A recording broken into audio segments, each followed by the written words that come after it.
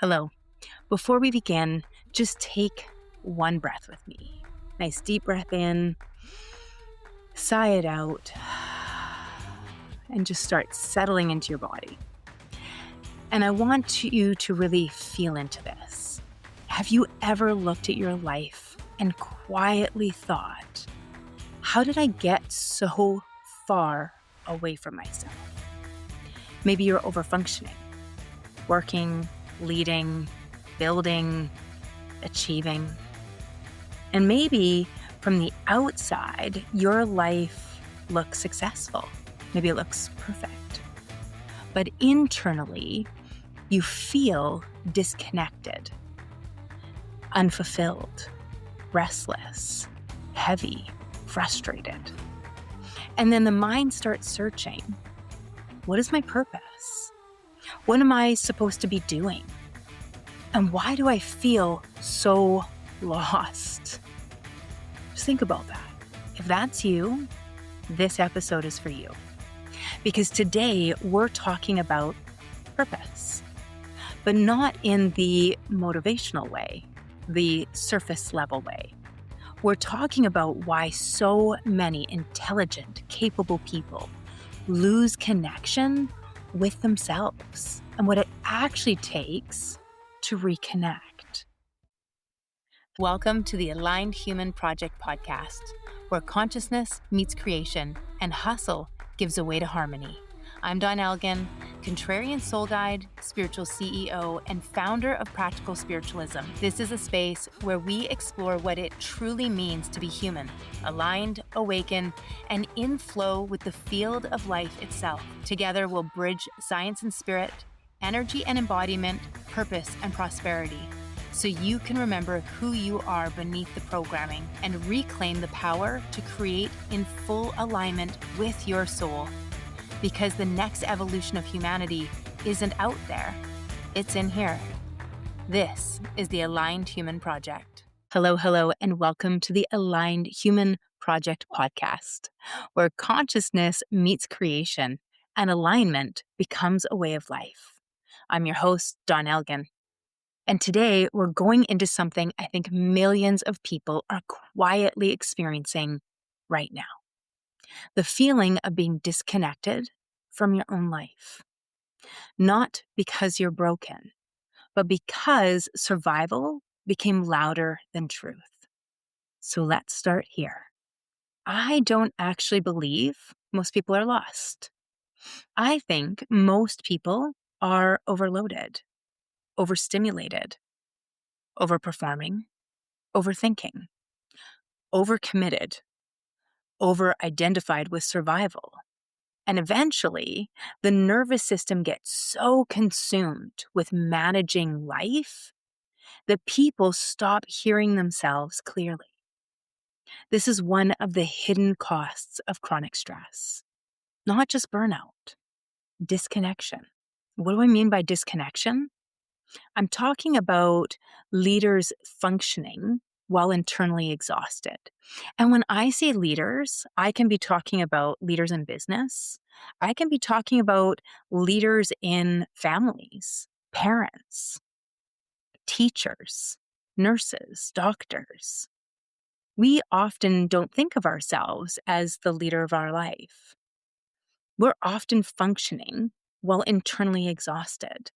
And rather than accepting what season we're supposed to be in, that maybe it's supposed to be winter, maybe we're supposed to be doing a bit of rest and reset, we just keep pushing and driving, and we can't seem to stop.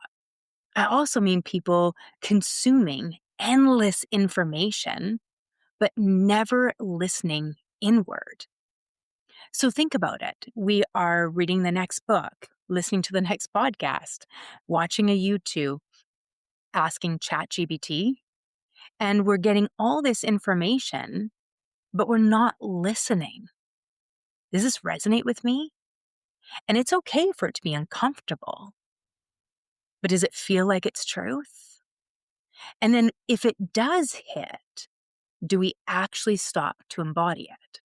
There's also the constant drive for achievement without any aliveness. We just keep driving and driving, but we've forgotten our purpose, our why behind it. And so we're constantly doing, and yet we never feel truly connected. And this was my life. 10 years ago, on the outside, my life looked amazing, very successful, had an amazing partner, still do, my husband. We had 2.5 kids because I have a French bulldog. We had everything that people told us you're supposed to want.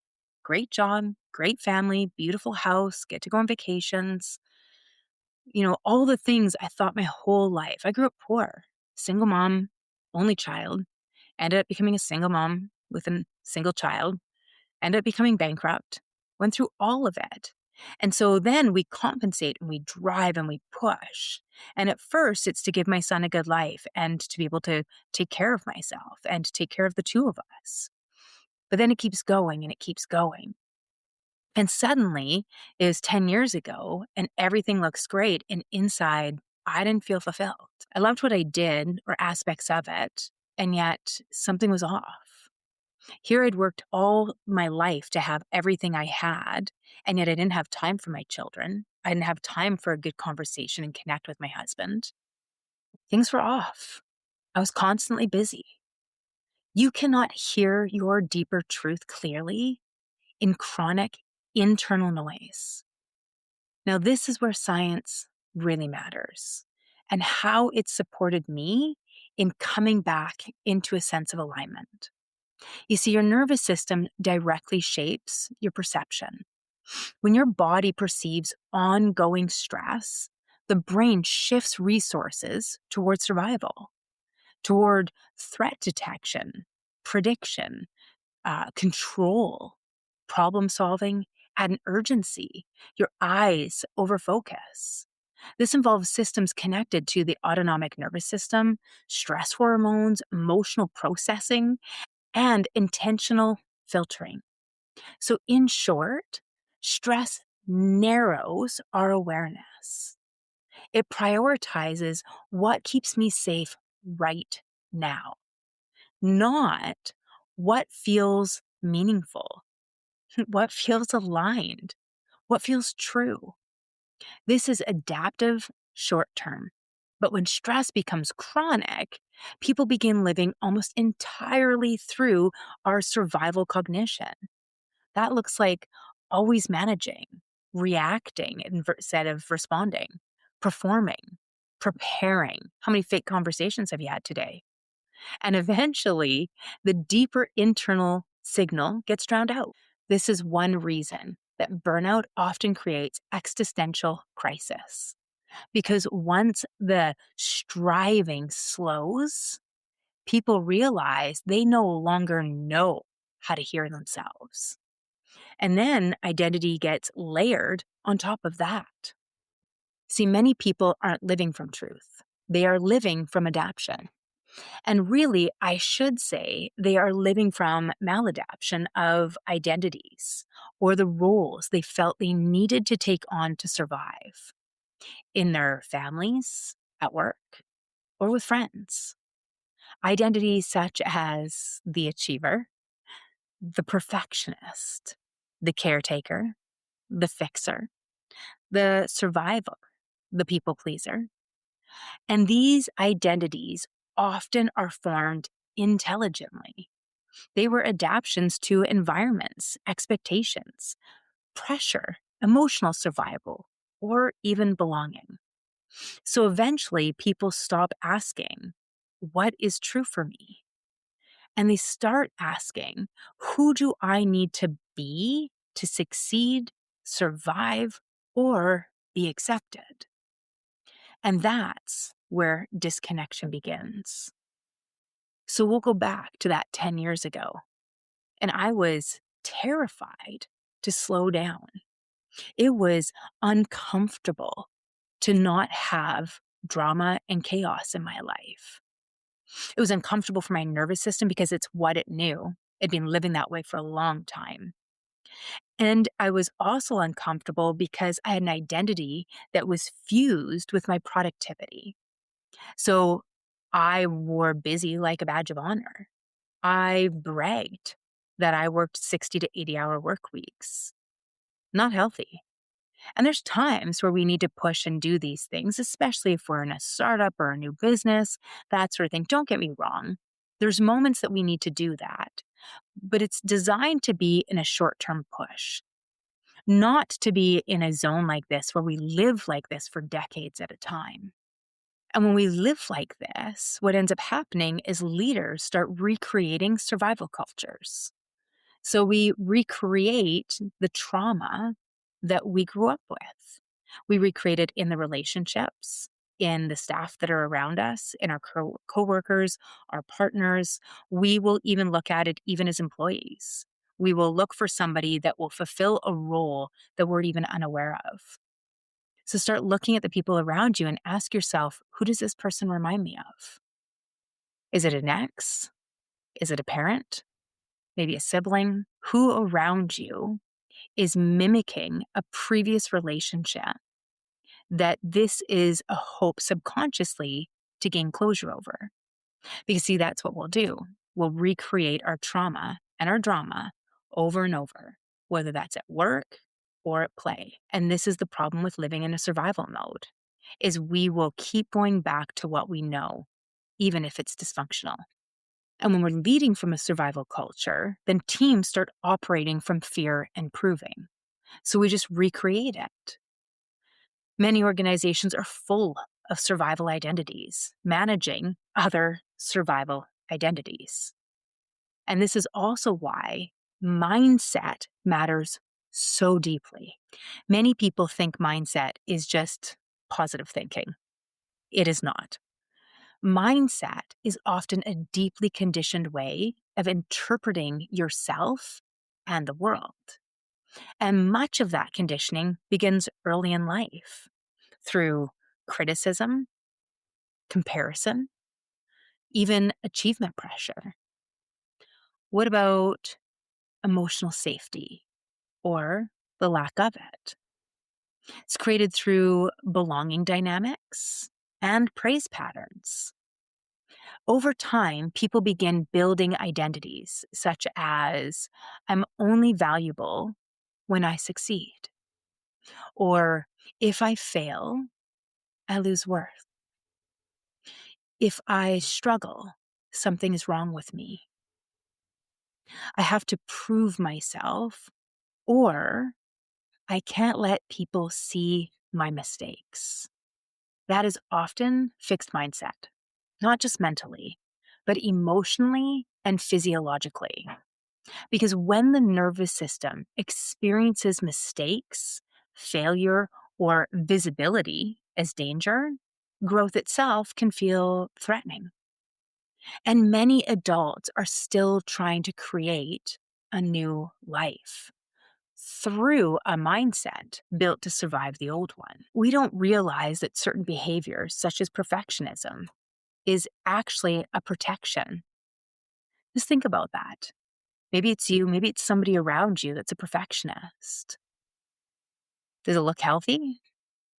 That is a sign of maladaptation, and it comes as a protective mechanism, usually from feeling criticized or not feeling like you're enough, or the fear of judgment.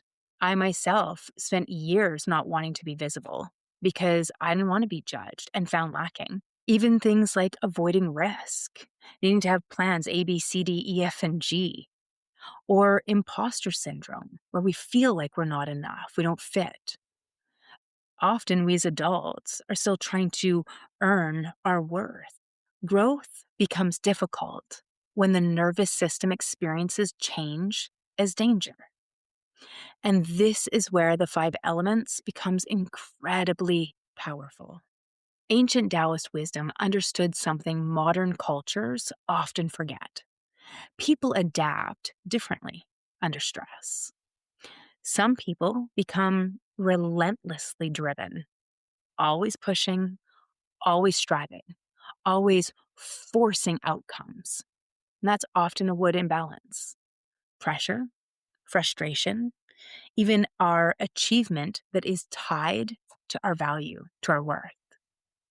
Some people overthink and caretake, holding everyone together while quietly depleting themselves.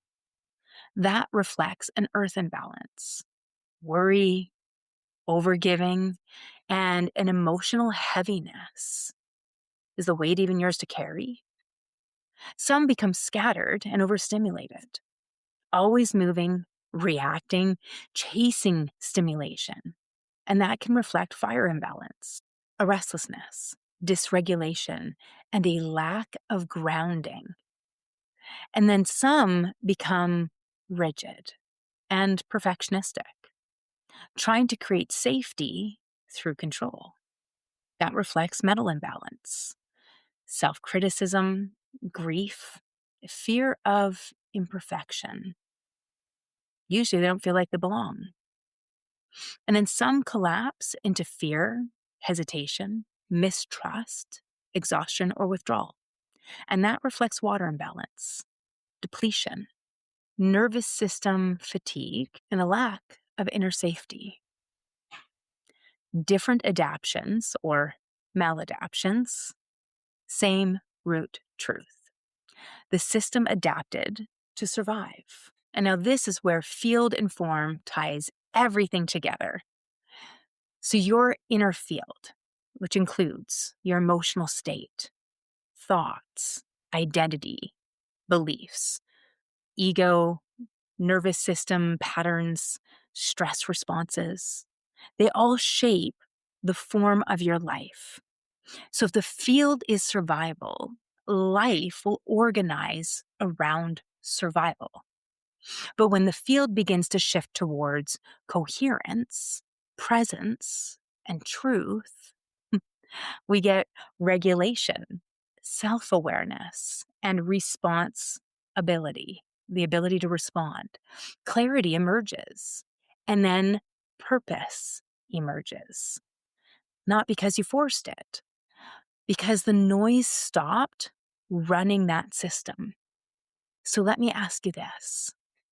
What if you're not actually lost? What if your nervous system has simply been too overwhelmed? Too overwhelmed to hear your own truth clearly? And what if your purpose is not something you find, but something you remember? So with that, let's make this real. Go ahead and take a breath. Start to slow it down. Breathing all the way down into your belly.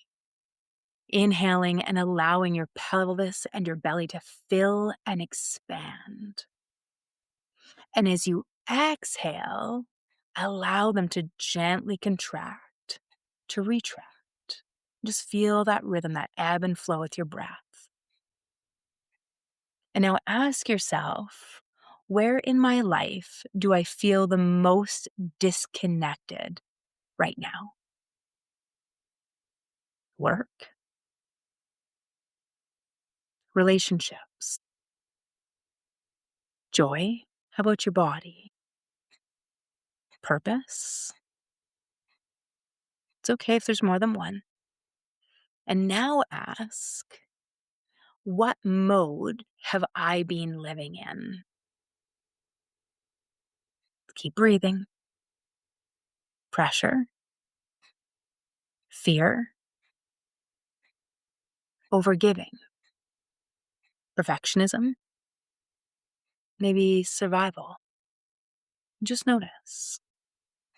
Stay with the breath, let it anchor you. And now ask, when do I feel most like myself? Not the most productive, not the most impressive, the most true. When do you feel the most like yourself? Just pause there. Breathe into that and just acknowledge it. And now ask, what is one small aligned step I already know I need to take? And just listen.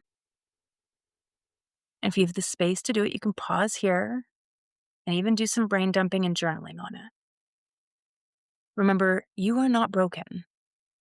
You are not failing. And you are not lost. You are likely overstimulated, over-identified with survival, and disconnected from your own signal. Purpose is not something you invent. It is what emerges when the noise quiets enough for your truth to be heard again. Awareness changes the field. And when the field changes, the form follows. And if this conversation resonated, I want to invite you to take my free 5-element alignment assessment. It's designed to help you better understand your stress responses, your patterns, your emotional tendencies, your leadership style, and your survival adaptations, and even the unconscious ways you may be recreating the struggles in your life, work, and relationships. Because self-awareness changes everything. It's the first step. And the more clearly you can see your patterns, the more consciously you can begin shifting them. You'll find the link below.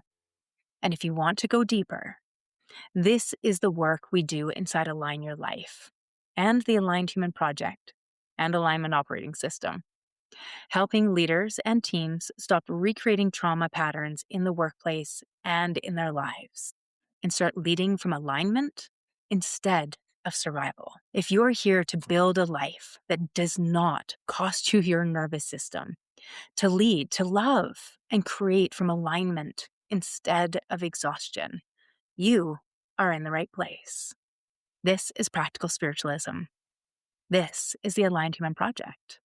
And this is where we stop abandoning ourselves and start remembering who we are. Alignment isn't something you achieve. It is something that you practice. So keep pausing, keep feeling, and keep choosing. You are the witness. You shape the field, and the field shapes your life. You are not here to fix yourself. You are here to remember yourself. Because when you align with your truth, everything else begins to align with you. If this episode sparked something inside you, hit follow or subscribe and share it with someone walking their own path of awakening. And if you're ready to go deeper, you'll find free resources, programs, and community spaces waiting for you at practicalspiritualismco.com. Remember, alignment isn't a place you reach. It's a practice you live. So keep pausing, keep feeling, keep aligning. You are the field. You shape the form.